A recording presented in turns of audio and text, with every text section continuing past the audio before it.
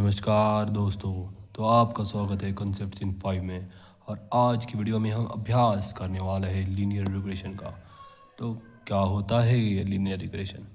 ये एक supervised machine learning algorithm है जो कि कंटिन्यूस आउटपुट को प्रेडिक्ट करने में होता है। और उसके लिए ये बेस्ट फिट लाइन यूज़ करता है प्रेडिक्शन के लिए। और इस लाइन का इक्वेशन होता है y = bx+a। अभी इसमें जो b है वो इसका स्लोप है और a जो है वो इसका इंटरसेप्ट है। तो जो स्लोप है उसका फॉर्मूला है n into summation of x y minus summation of x into summation of y divided by n into summation of x square minus summation of x the whole square. और जो a है उसका formula होगा y mean minus b into x mean. अगर हम इसको x के context में देखें तो इसका फॉर्मूला हो जाएगा, बस x की जगह पे y लिख दो। और जो इसका स्लोप आएगा x के लिए उसमें जो x है उसको रिप्लेस कर दो y से डिनोमिनेटर में से। और a क्या हो जाएगा फिर? a हो जाएगा x mean minus b into y mean. तो हम इसको एक न्यूमेरिकल के साथ समझते हैं। तो हमको दिया गया है x की वैल्यूज़ और y की वैल्यूज़। तो जो x है वो है एज ऑफ हस्बैंड, मतलब हस्बैंड के एज, और जो y है वो है एज ऑफ वाइफ। अब इसमें हमको फाइंड क्या करना है? तो पहला फाइंड करना है age of husband. Age of husband क्या होगा? जब वाइफ की एज होगी 19, और वाइफ की एज फाइंड करनी है जब हस्बैंड की एज होगी 30। तो हमने जो फॉर्मूलाज देखे थे वो लिख लिए। अभी जो हमको एक्स दिया था एज ऑफ हस्बैंड वो लिखा है, एज ऑफ वाइफ लिखा है वाई में, और इनका सम करा है। अभी हम एक्स इंटू वाई फाइंड करेंगे, मतलब एक्स इंटू वाई 25 इंटू 80 आता है 450। ऐसे इनका मल्टीप्लिकेशन फाइंड करेंगे और इसका सम निकालेंगे। सेम एक्स का स्क्वायर, अभी एग्ज़ाम में लिखने के लिए हम एक्स का हर एक का स्क्वायर निकाल के ऐसे लिख सकते हैं कि 25 का स्क्वायर हुआ 625, लेकिन वो टाइम कंज्यूमिंग हो जाएगा। तो बस ऐसा लिख दो इसका स्क्वायर और कैलसी में डाल दो इसको 25 स्क्वायर प्लस 22 स्क्वायर और समेशन फाइंड कर दो। सेम करेंगे हम y के साथ और इसका भी समेशन फाइंड करेंगे। अब हम पहले निकालेंगे स्लोप इन y के कंटेक्स्ट में। तो जो फार्मूला था वो था n into summation of x y minus summation of x into summation of y divided by n into summation of x square. तो इसको हम सिंपल फार्मूला में पुट करेंगे। n की वैल्यू है 10 into summation of x y है 7002 minus summation of x है 256, summation of Y है 172 डिवाइडेड बाय n है 10 into summation of x square. Summation of x square है 7002 minus summation of x the whole square, मतलब 256 का square. और इसी को मैंने कैल्सी में डाला है सेम वैल्यूज़, और ये करेंगे हम आंसर और देखेंगे कि क्या आता है। ये आता है 38537। ठीक है, तो हमको मिल चुका है स्लोप। अभी हम निकालेंगे इंटरसेप्ट।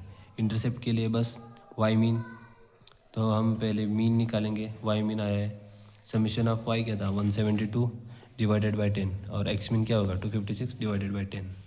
तो वाई मीन है 117.2 माइनस बी वाई एक्स क्या है, बी वाई ऑन एक्स, ये लिखेंगे और मल्टीप्लाई करेंगे एक्स मीन से।